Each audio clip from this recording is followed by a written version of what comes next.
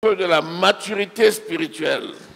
La croissance spirituelle est dans le plan de Dieu pour tous ses enfants.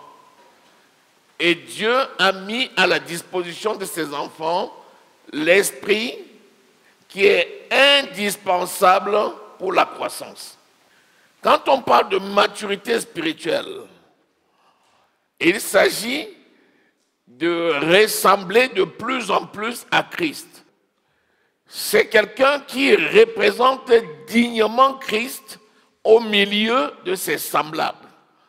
C'est-à-dire qui ressemble à la description de Christ dans son aspect, dans ses caractères, dans sa puissance et à tous égards.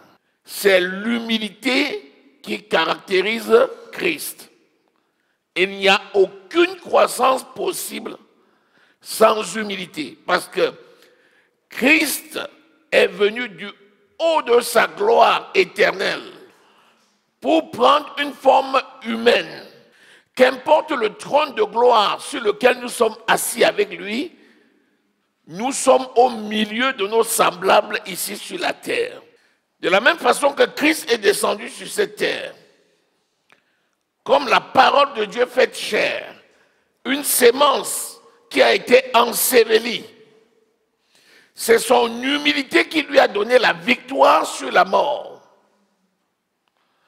Ayez en vous le sentiment qui était en Jésus-Christ. Philippiens 2, verset 5. Lequel, existant sous forme de Dieu, n'a point regardé comme une proie à arracher, à être égal à Dieu, mais s'est humilié lui-même en prenant la forme de serviteur, jusqu'à mourir et la mort de la croix. Et c'est aussi pour cela que Dieu le Père l'a souverainement élevé et lui a donné le nom qui est au-dessus de tout nom, afin qu'au nom de Jésus, tout genou fléchisse dans le ciel, sur la terre, sous la terre, et que toute langue confesse que Jésus-Christ est Seigneur à la gloire de Dieu le Père. Ce qui a amené Jésus à cette victoire, c'est le même sentiment qui doit t'amener à la victoire. Si une graine ne meurt, elle ne peut germer. Si quelqu'un vient sur la terre envoyé par Dieu, il doit mourir en lui-même. Il doit se sacrifier. Quand tu es appelé pour une grande mission, tu dois descendre au milieu des hommes plus bas que terre. Si tu veux être le plus grand, tu dois être le serviteur de ton prochain. Toi aussi, tu veux faire la mission que Dieu t'a confiée. Pour atteindre la maturité, tu dois t'humilier. Laissez que le Saint-Esprit te façonne, te transforme. La chair qui enveloppe ton esprit doit être abaissée, blessée, humiliée, rejetée. Et là, tu vas recevoir un nom nouveau que personne ne connaît encore. Et c'est grâce à ce nom-là que tu es souverainement élevé. Et tu atteins un niveau de maturité qui fait de toi le digne ambassadeur de Christ sur la terre. 2 Corinthiens 5, 20. Tu fais fonction d'ambassadeur comme exhortant par Christ. C'est-à-dire, ça t'amène à un niveau de maturité où partout où tu es, Christ est. Tu penses comme Christ. Tu parles comme Christ. Tu agis comme Christ. Et tout ce que tu fais, t'es réussi. Si quelqu'un veut un jour qu'on voit la manifestation de Dieu, que Christ marche sur la scène, c'est-à-dire partout où il passe, il se dégage de lui une onction qui apporte toutes les solutions. Tu dois faire le chemin que Christ a fait. C'est pour ça qu'il nous a donné le Saint-Esprit, l'ami fidèle, la puissance, l'essence même de notre vie. C'est le plan de Dieu. Ça passe par l'humilité qui laisse le Saint-Esprit agir. Affectionnez-vous aux choses d'en haut et non à celles qui sont sur la terre. Pourquoi? Parce que quand tu vas faire le chemin que Christ a fait, la somme des coups, des souffrances, des moqueries, des insultes, des situations et des épreuves aura tendance à déplacer ton regard pour fixer sur les obstacles de la vie. Mais toi, tu dois veiller à garder toujours le regard sur Christ. C'est les yeux fixés sur Christ que nous avons les solutions aux maux de la terre. En regardant aux maux de la terre, nous échouons devant toute tentative d'apporter une solution. Nous agissons sur cette terre dans une personnalité et dans un corps terrestre en vertu de la force de la personne céleste. Donc si nous ne gardons pas un contact dans les choses célestes, nous ne pouvons pas changer les choses terrestres. C'est pour ça que le Seigneur dit, nous sommes dans ce monde, mais nous ne sommes pas de ce monde. Notre cité est d'en haut, la cité céleste. Si vous êtes ressuscité avec Christ, cherchez les choses d'en haut. Alléluia.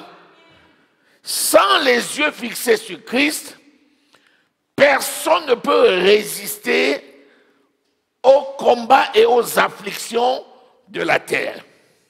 Il y a 3 étapes indispensables. La première étape, c'est l'étape fusionnelle. Vous avez remarqué que quand on vient à Christ, il y a un zèle débordant, alors qu'on ne connaît rien. On est nouveau dans la foi, on n'a pas encore la connaissance, on ne fait même pas encore de grandes choses, mais on a un amour débordant et fusionnel pour Dieu. On en parle avec zèle et hardiesse, comme si on connaissait ce que l'on dit. La deuxième étape, c'est le questionnement. Après, on commence à poser la question. Pourquoi ceci? Pourquoi cela? C'est l'étape des questions. Pourquoi? On pose la question. Et la troisième étape, c'est quoi? C'est l'étape d'identification, où on cesse de poser la question et on dit à Dieu, c'est mon Père, donc je lui ressemble. Et c'est seulement dans ces étapes-là qu'on commence à dire, la parole de Dieu c'est oui et amen. L'explication va venir après, mais qu'importe. Ce qui m'importe, ce qui est dit, c'est ce que je fais. Peut-être que je ne comprends même pas ce qui est dit, mais qu'importe. Celui qui m'a dit, fais, a aussi la capacité de m'expliquer. S'étant dépouillé du vieil homme, je vous ai dit, c'est l'homme physique. Et ayant revêtu l'homme nouveau, c'est l'homme spirituel. Donc, il faut se dépouiller du vieil homme pour revêtir l'homme nouveau. Tu ne peux pas mettre l'homme nouveau sur le vieil homme. Si quelqu'un est sale et il prend un vêtement propre, il met sur l'habit sale, il est sale.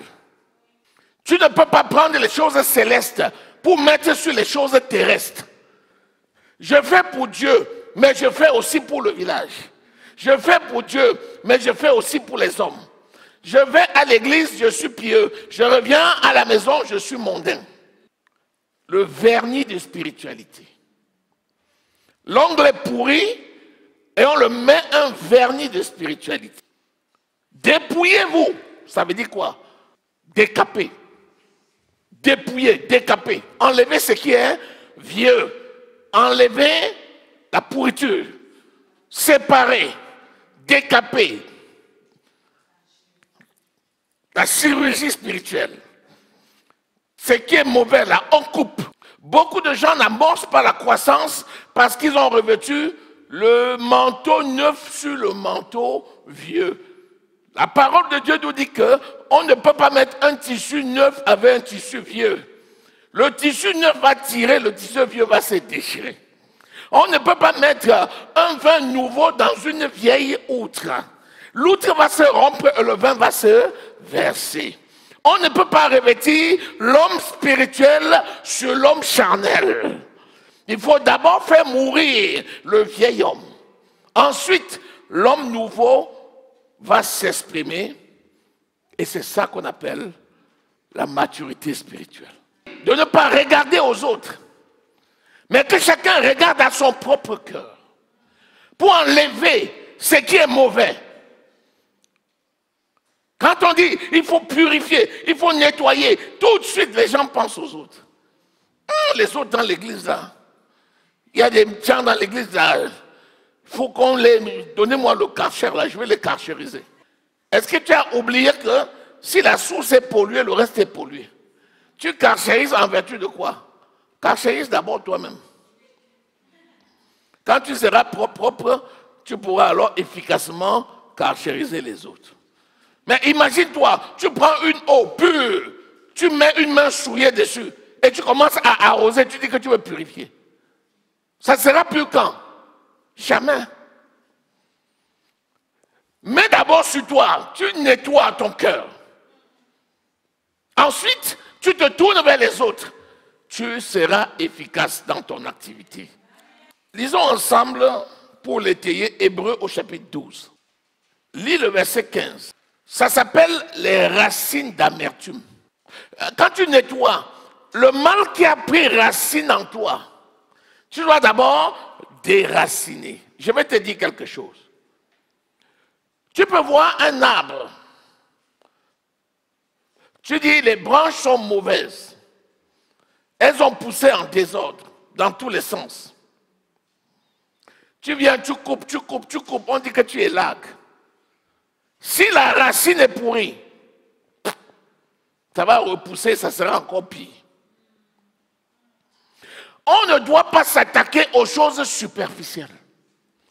C'est à la racine qu'il faut aller régler les problèmes. Et la racine se trouve dans ton esprit.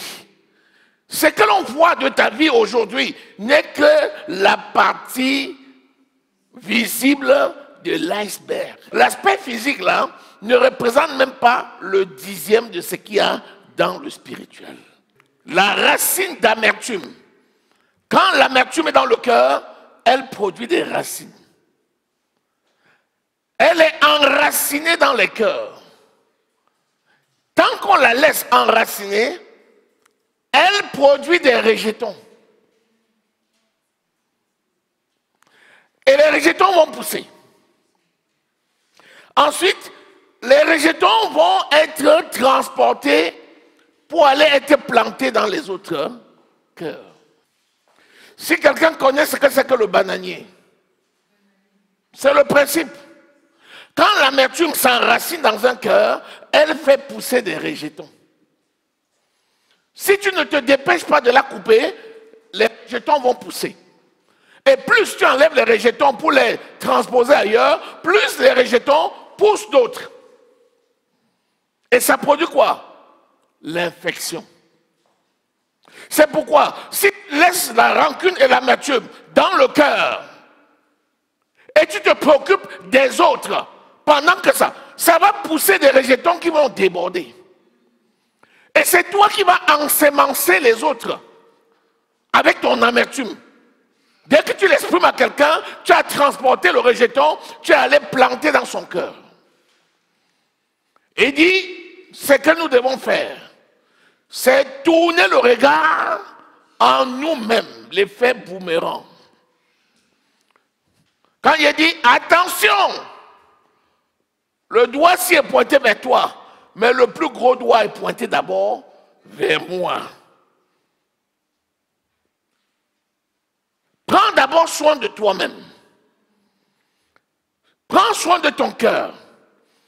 Ne te presse pas d'aller t'occuper des autres, alors que toi-même, le cœur est mauvais. Tu ne peux pas être efficace dans ces conditions-là. C'est pourquoi il dit, attention, veillez que nul ne se prive de la grâce. C'est une grâce. Mais si tu ne veilles pas sur toi, tu vas priver les autres de la grâce.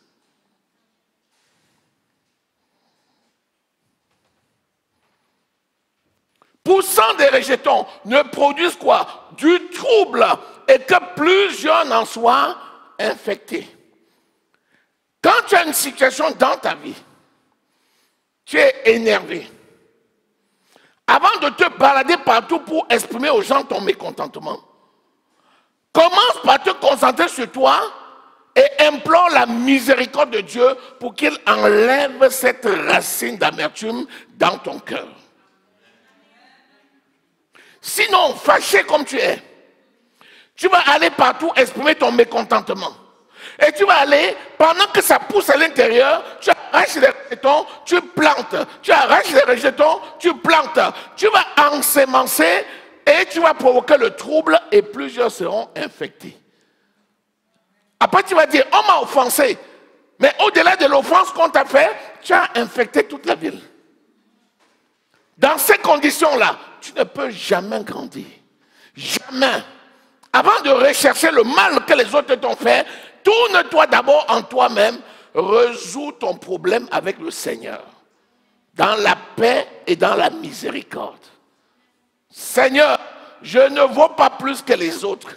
C'est ta grâce seule qui est manifeste. Le mal que l'on m'a fait, tu m'as donné l'assurance que tu ne me délaisseras jamais, que tu ne m'abandonneras jamais. Je sais que tu es fidèle.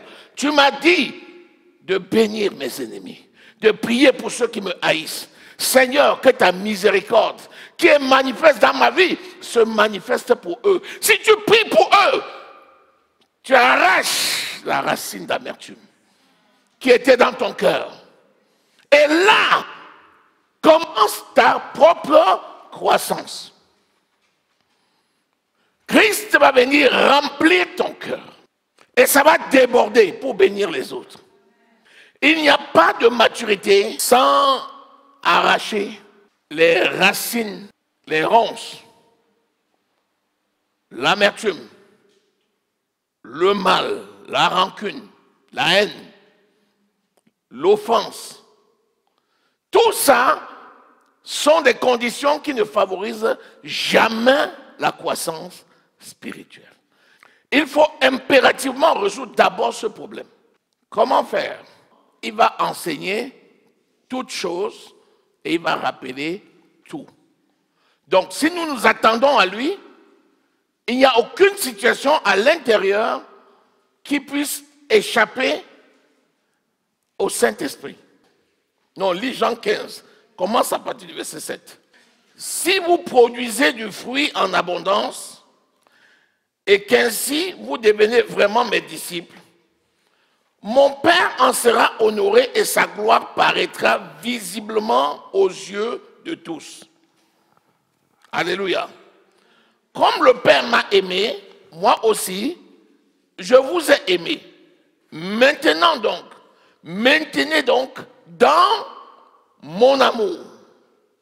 Si vous observez ce que je vous ai prescrit, vous demeurerez dans mon amour, tout comme moi-même j'ai observé ce que le Père m'a prescrit et je demeure dans son amour. Donc, le Saint-Esprit, c'est la parole de Dieu. La parole de Dieu, c'est le Saint-Esprit. Lisons le verset 26. Quand le conseiller sera venu, celui que je vous enverrai auprès du Père, l'Esprit de vérité qui vient du Père, il rendra témoignage de moi et vous, à votre tour, vous serez mes témoins, car depuis le commencement, vous avez été à mes côtés. Donc le Saint-Esprit vient rendre témoignage à ton cœur pour que toi-même tu puisses témoigner aux autres. Mais témoigner quoi? Les bontés de Dieu. Si tu ne regardes pas d'abord à ton propre cœur, tu ne peux pas aller aider quelqu'un à décharger son cœur. Tu vas prendre où pour donner? C'est dans ton cœur que tu vas prendre pour donner. Parce que quand tu vas, tu parles. La bouche parle de l'abondance du cœur.